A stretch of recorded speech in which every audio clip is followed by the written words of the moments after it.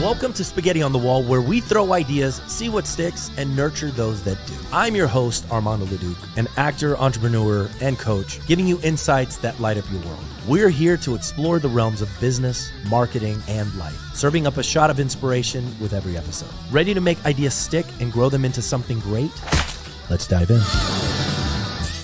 Good morning, good afternoon, and good evening, depending on when you're consuming this podcast. Spaghetti on the Wall, back with another one. Alex Uriarte, Alejandro Alex Uriarte. Do people say that? Do Alejandro Alex Uriarte? No, I usually pick one or the other. One or the other. Do people call you Uriarte at all? You know, surprisingly, not really. But my dad, the people call him Uriarte. So usually within our family church system, like pretty much everyone knows him as Uriarte. Nice. Did you play ball in school at all? I did not really play much organized ball. I played a little bit of basketball for like freshman year and a little bit of soccer. But yeah, pretty much everybody knew me as Alex. I guess Uriarte may be hard for some people to pronounce. Mm-hmm. Not as much in Miami, but definitely out of here, it's a lot more difficult. And even Alejandro, for some reason, I found people have a really difficult time with that. So that's why, yeah. That's why you live in Miami, bro. So it's like there's no problems, right? Yeah. How can you mess up Alejandro? But really hard to do that. Lady Gaga made it a little more famous. So yeah, I know, right? After that song, if you mess it up, like be like, seriously, you can't talk to me anymore. Like you can't, like, so, and it said it too, like Alejandro, like they said it again for you, right? So yeah, there's no excuse. So you're a personal injury attorney in Miami. That's right. Give me a 2-minute backstory on how you got where you got. Why personal injury? Why did you decide to do this? So I grew up watching my dad go to the courthouse. I grew up going to his office and always really liked and was fascinated by the study of law. So I always kind of knew I wanted to be a lawyer, but I didn't really know what area. I always kind of thought real estate and contracts because I really liked that, business formation. But in law school, I mean, it was just kind of like my dad told me one day, he goes, well, what's going to determine what field you go into is really the market. And so at that time, it was when the foreclosures were happening, right? You know, the real estate market tanked. And I got a firsthand taste of that. And I was like, yeah, I guess, well, this is not the area I'm going to go into. And then I applied online at a internship through my law school. And it was with a personal injury lawyer. And so, I didn't think twice. I went in and I picked it up real quick. I started, really getting to know the clients and the whole system and how everything works. And I really enjoyed it. There was something really satisfying about getting that check for somebody that's gone through something. So I decided to stick to that. When did you decide to start your own business? So this was 2014 is finally when I ended up opening up my own office. So law school, graduated 2009, went out, worked in a nonprofit for a couple of years. And then from there I ended up going back into personal injury and then worked for a small solo attorney that did personal injury just to kind of learn even more. And so then, by 2014, I felt like I was ready to go out on my own. Yeah. So let's get into, I want to talk about like the competitive edge. And the reason I asked if you played ball, because, I know a lot of PI attorneys played some kind of ball in the past, right? Because it's just a super competitive market. Super competitive because you're fighting against these insurance companies. Super competitive because you're fighting against other PI attorneys in the space. I mean, it just feels so, so saturated. But then, you drive around Miami and you go, damn, it's a wonder that there aren't any more accidents the way they drive around here. But how are you in that space, right? With so much competition, right? And high stakes, because it is high stakes, right? And you're not often, like all the time, waiting for verdicts, working for free on contingency, and then, going, all right, we're going to get paid. Don't necessarily know what we're going to get paid. Hopefully, based on experience and, we've seen a case like this before, we can surmise that it's probably going to be this much, right? But there's so much uncertainty, right, in this space. How are you dealing with that? Is it just like, it's run of the mill? I mean, you said 2014, right? Yes. Yeah, you started. So it's just like, it's just normal now, right? That you just don't understand, like that it's just so completely unpredictable. Yeah, and that's kind of like how I always looked at it at first. It was like, it was a little bit scary, obviously. It's a bit of a risk to take on these cases. Am I ever going to win them? What am I going to make on these cases, right? How much time am I spending? But as I'm kind of like working through these cases at that time when I just started the firm, I'm not really thinking about all of that. They don't really teach anybody in law school like how to run a small law firm. Like that's not really a class in law school. So, it's just kind of like trying to ride bike and like change my tire at the same time, kind of thing. Like that's always kind of how it was. Don't really have time to get off the bike, right? So, as I started going through the years is when I started basically subcontracting out a lot of the work that I was doing on my own, right? When I started, I was answering the phones, I was preparing the letters to the insurance companies and picking up the phone and speaking to adjusters. And then I was also doing payroll, I was doing finances, I was doing marketing, right? So at some point, I start giving away a lot of those responsibilities as I start getting the settlements in and hiring the right team in there.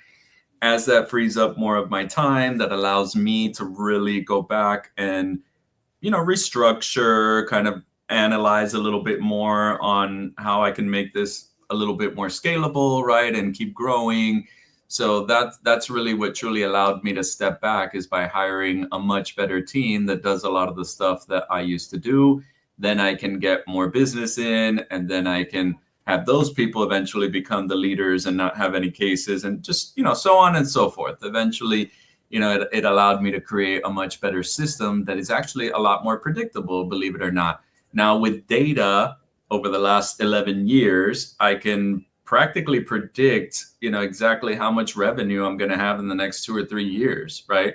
Because I already have enough data to know what my average attorney fee is, what our time on desk is, what our average caseload is and our growth every year. So, with data, we can make a predictable business. Yeah, I love that.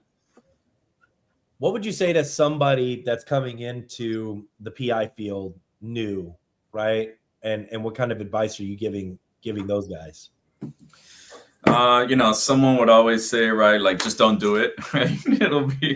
It's one of those fields that's very tough to get into, especially if you're just starting, just because the amount of overhead that we have to put in order to truly work these cases properly, the amount of staff that I have to have, the office space, the money that I have to put in to invest into these cases through private investigators, depositions, mediations, translators.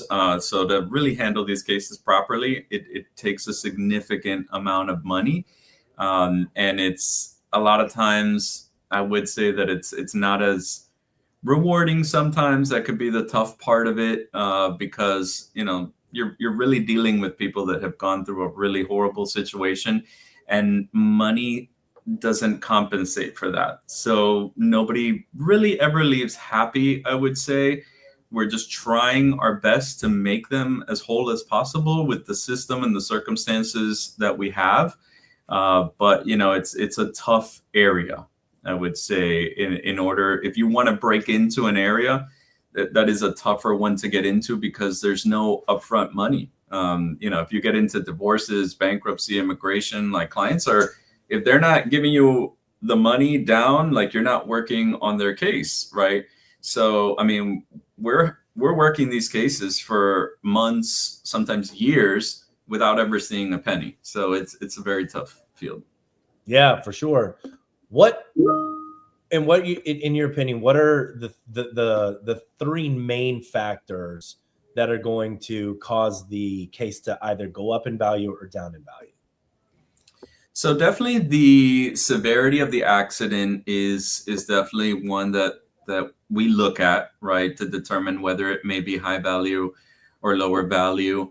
You know, a scratch to somebody's vehicle is sometimes an indicator that maybe there's not a serious injury. Not always. You know, we do have cases where there are serious injuries, even from low impacts or moderate impacts. But that's definitely one of the factors everybody first looks at, right? How big was this accident?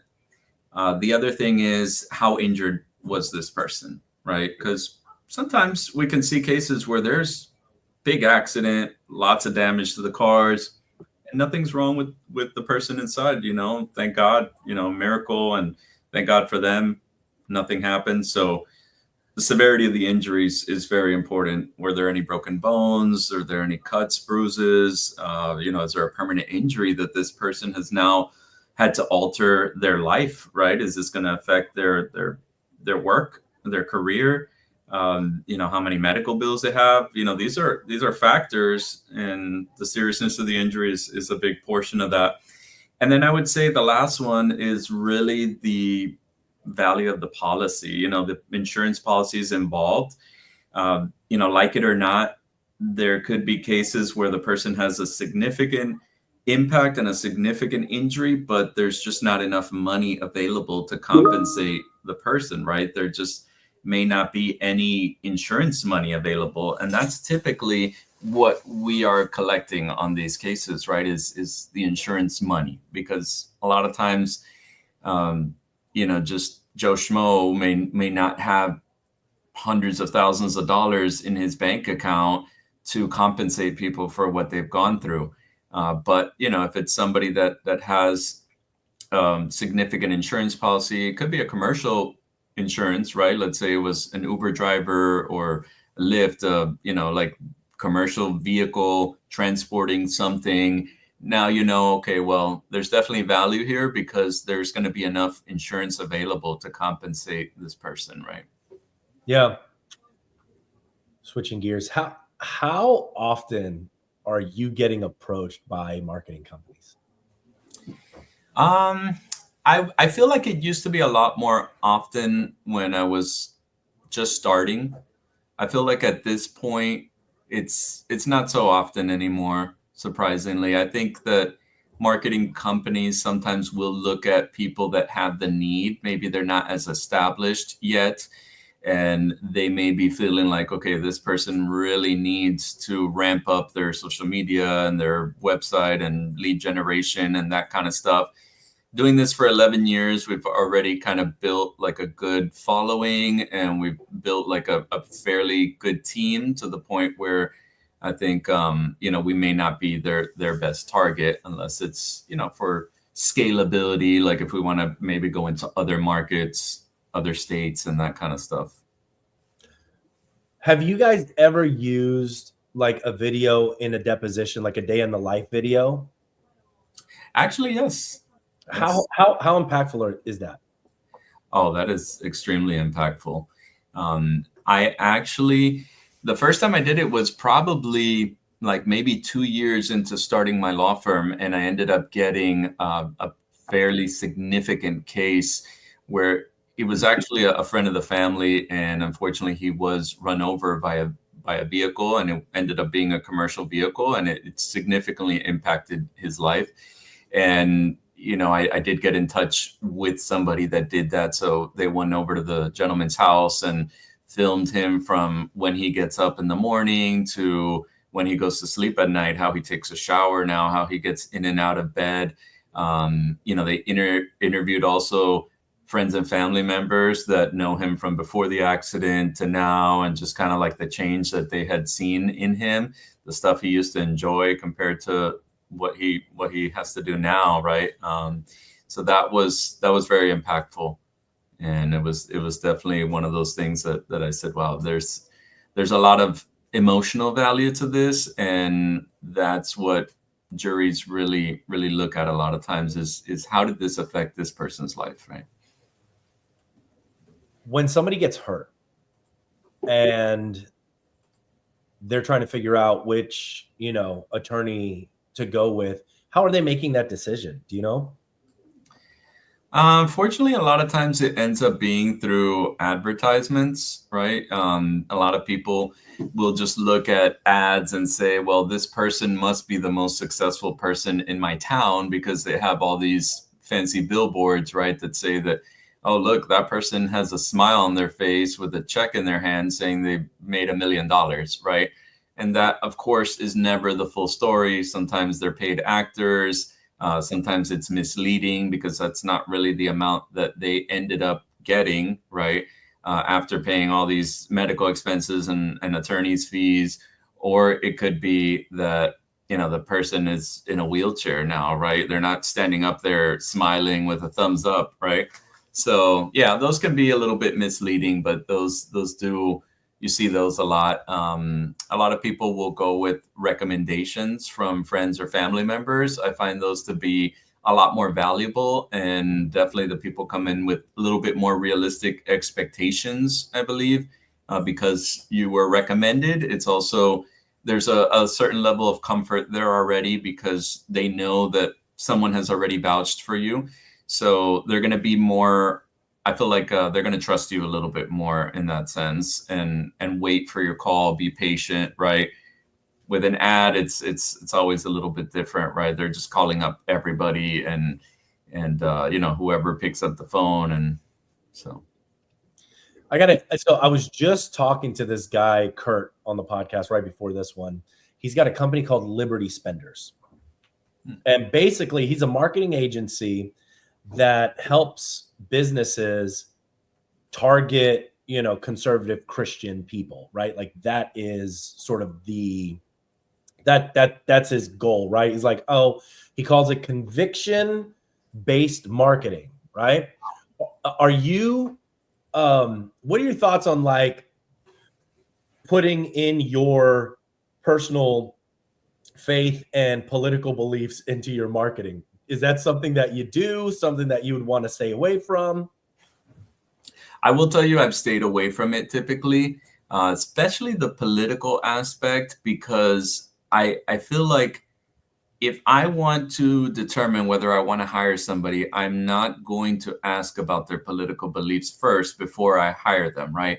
But if they've made it a point to put it out there and throw it so much in my face, and I see it and I just don't agree with it, and it just kind of bothers me and makes me want to engage and argue with them, then it's already like a bad start, I feel like. And I feel like I'd be kind of like taking out half of my audience. It's like I'm not a political talk show, so why am I going to express all of my political beliefs, put them in people's face, and then cause them to feel uncomfortable and maybe not connect with me and maybe not hire me because we disagree on something, right? I don't feel like that should be part of the equation.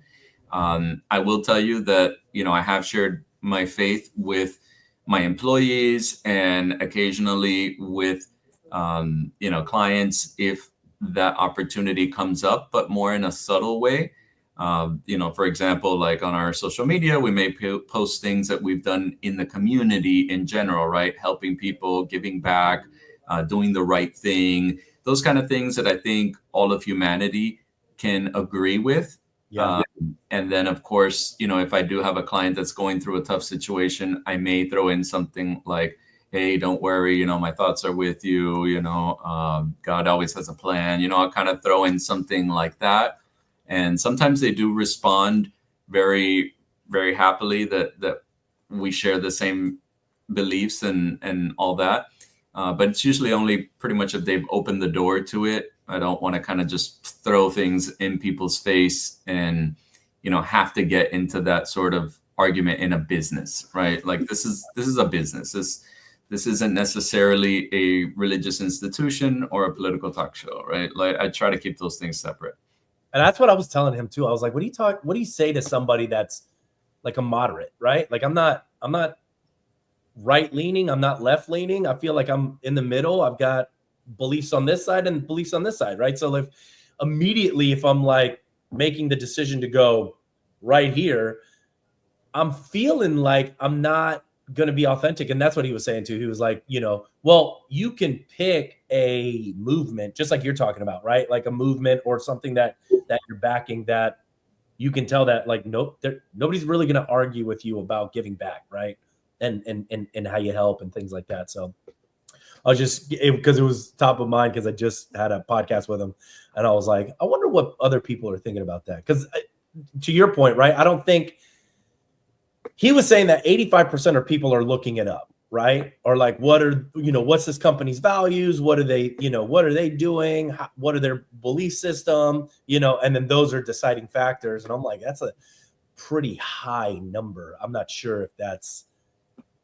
Yeah, but again, like I said, like I feel like I can put my values on my website that are very general and positive in that sense, but not necessarily need to promote my particular religion on the call to action or advertisements and that kind of stuff if I'm just trying to reach a general audience. Now, I'm not saying it's wrong or right. Everybody has their opinion, and I'm sure everybody has their strategies, and I'm sure it's worked very well for some people. But yeah, if I'm looking for that target audience where I only want to hire people that have the same belief system as myself, then maybe I would go on only Christian radio shows and only in religious institutions and be promoting myself through those avenues. But then, am I going to be rejecting people that come to me outside of that, right? That they may be of another religion, right? Does that put me in that conflict that now, oh no, I'm not going to take your case? Like, that's not a factor for me in that sense, right?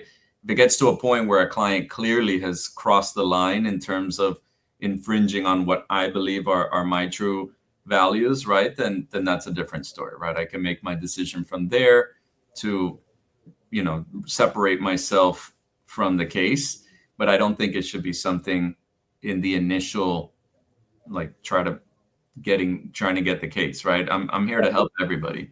I agree with that. Switching gears, because I know you have a private plane. What's the benefits of having private to flying commercial?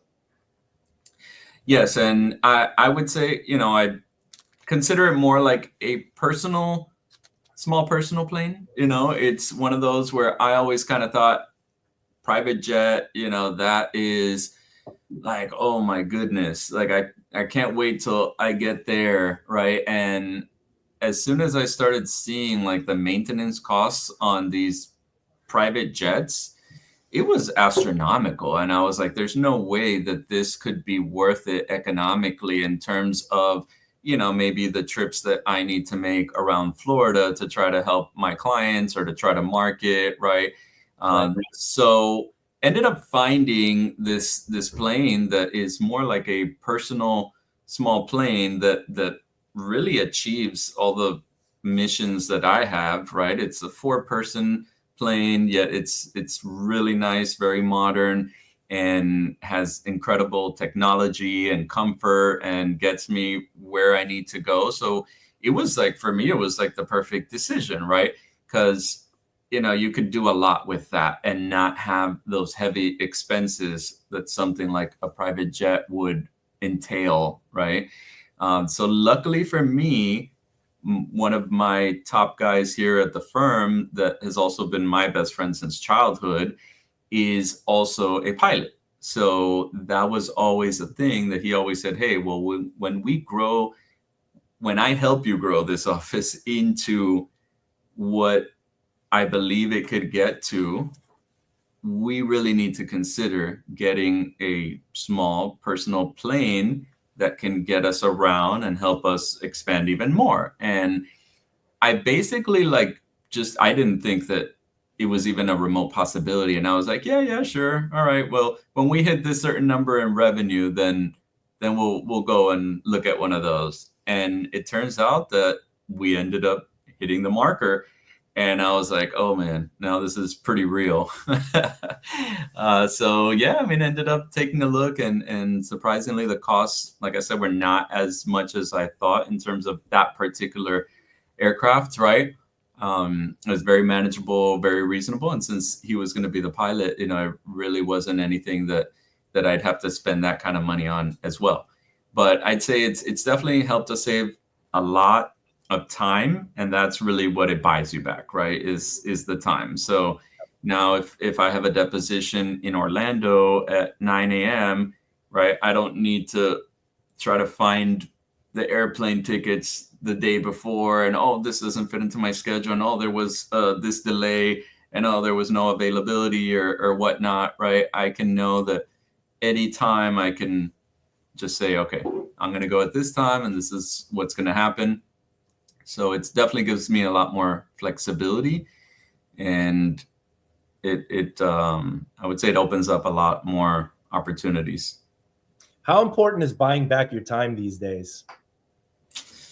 At least for me personally, I feel like it's super important. I mean, we're all spread thin, but I could say, at least for myself, I try to buy back my time as much as I can. So I mean, do you iron your clothes? Do you prepare personal chef meals at your house every night, right? Like, these are kind of things that I can't imagine if I had to spend all the time going to the grocery store and doing all my groceries and then preparing all these incredible meals and washing clothes and dry cleaning. You know, I try to buy back as much time as I can. So if there's a dry cleaning service that's going to come to my house and pick up all my clothes and charge me a premium for it, hey, so be it. But you know, my time is worth a lot more than whatever I'm paying this dry cleaner service.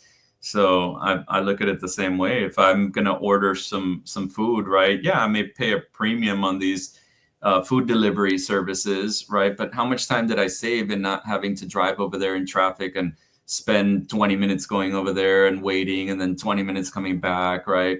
You know, I can use my time for other things, and even things that don't necessarily have economic value, right? I could just be spending time with my kids, playing outside, watching a movie while, you know, this is taken care of by someone else, right? Yeah. When did you make that switch in your head to start buying back your time? I'd say it was probably after COVID, really. After COVID, started noticing that really a lot of the things that I used to think were not possible started slowly becoming possible. The world started changing a lot. So I had never even worked from home in my life before COVID. I always thought it was like, oh, that's ridiculous. There's no way I'd be able to be productive at home. I have all my stuff on my computer at the office. No, I need to go to the office and be there, right? What am I going to do here at home? I can't do anything here. And as COVID came through, it was like, wait a minute, like all these services, Zoom, DocuSign, like, you know, Adobe, they're just doing so many things that I was even able to just remote into my office computer. And this was like mind blowing for me. I was like, wow, no, you know, I just saved an hour in traffic there, an hour in traffic back. Oh, now my hearings are all on Zoom. You know how much time I saved and not having to drive to the courthouse and park and then, you know, come back to the office. Like, I just worked on 5 other cases during that time. So it really opened up those ideas in my head. And obviously food delivery was also pretty much just really starting to ramp up there. And, you know, it opened up a lot in my mind.